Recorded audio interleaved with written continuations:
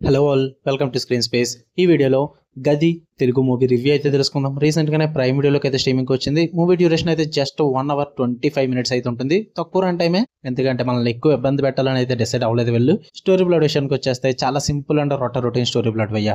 Main lead అయిన hero and heroine ఇద్దరు వాళ్ళు రొమాన్స్ చేసుకోవడానికి అయితే ఒక విల్లా అయితే చూసుకున్న విల్లాకి అయితే వెళ్ళడం జరుగుద్ది. కానీ ఆ విల్లాలో కొన్ని స్ట్రేంజ్ ఈవెంట్స్ అయితే జరిగితే ఆఫ్టర్ దట్ ఏం జరిగింది అన్నదే మీరు ఈ మూవీలో చూస్తారు భయ్యా. మరి మూవీ నాకు ఎలా అనిపించింది అంటే, ఎందుకు చూసానన్న ఫీలింగ్ అయితే వచ్చింది నాకు. మూవీ కంప్లీట్ అవ్వగానే కాసేపు కొంచెం మైండ్ రిఫ్రెష్ చేసుకుని బయటకు పోయి టీ దాగి వచ్చి మరీ రికార్డ్ చేస్తున్నాను భయ్య. అంత హెడేక్ అయితే తీసుకొచ్చింది మూవీ అన్నది నాకు. బాబా ఒక్కొక్క సీన్ ఒక్కొక్క కళాఖండం అంతే, స్టార్టింగ్ నుంచి ఎండింగ్ వరకు.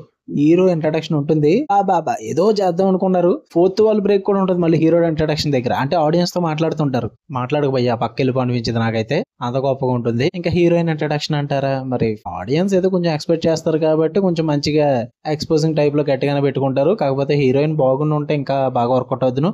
బాడీ షేమింగ్ ఏం చేయట్లేదు, నాకు హీరోయిన్ క్యాండిడేట్ అనిపించలేదు అంతే. అదే నేను ఓపెన్ గా చెప్తున్నా. అండ్ ఇంకా ఒక కాన్ఫ్లిక్ట్ ఉండాలి కాబట్టి వెళ్ళాకి వెళ్తారు. అక్కడ స్ట్రేంజ్ ఈవెంట్స్ సోది ఒక అరగంట తీగలు ఆగుతారన్నమాట, తెగిపోయేదాకా.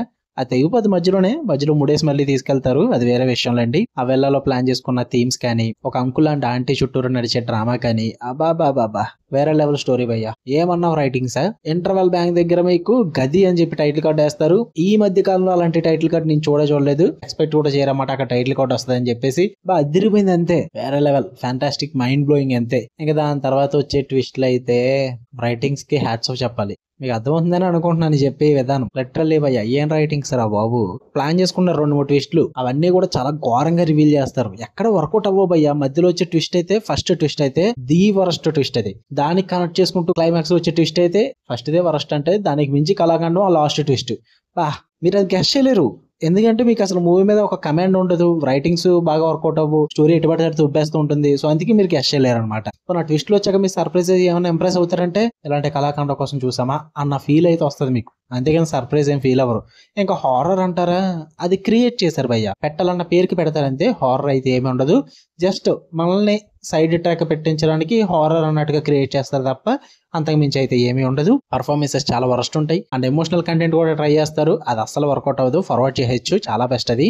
యాక్టింగ్ అయితే కొంచెం ఓవర్ యాక్టింగ్ ఘోరంగా అనిపించింది. హీరో దగ్గర నుంచి సైడ్ క్యారెక్టర్స్ వరకు ఓవర్ యాక్టింగ్ అదిరిపోద్ది. బాబా ఓవర్ యాక్టింగ్ క్యాండిడేట్ లో అందరికీ ఫస్ట్ ప్రైజ్ అయితే ఇవ్వచ్చు. ఇంకా దొంగల క్యారెక్టర్లు కానీ, మెయిన్ ఒక అంకుల్ క్యారెక్టర్ అయితే ఉంటుంది భయ్య. అందులో సినిమాలో డైలాగ్ ఉంటుంది, ముసలోడు చేశాడ్రా పర్ఫార్మెన్స్ అద్దరహో అని చెప్పేసి. అబ్బో ఈ పర్ఫార్మెన్స్ కి ఎలా అయిపోతే ఉన్న పర్ఫార్మెన్స్ చూస్తే చాలా వర్స్ట్ ఉంటది అనమాట. నాకైతే అంతగా వర్కౌట్ అవ్వలేదు. ఇంకా Balayya Babu fans last ½ hour movie చూస్తే గనక గట్టిగా వేసుకుంటారు భయ్యాలని. ఎందుకంటే అఖండ చిన్న స్పూఫ్ అయితే చేయడానికి ట్రై చేశారు, గట్టిగా కొడతారు బయట దొరికితే. మరి అంత వరస్ట్ గా అనిపించింది నాకైతే. అది ఏం దొరకలేదా మీకు స్పూఫులు చేయడం కన్నా ఫీల్ అయితే వచ్చింది నాకు.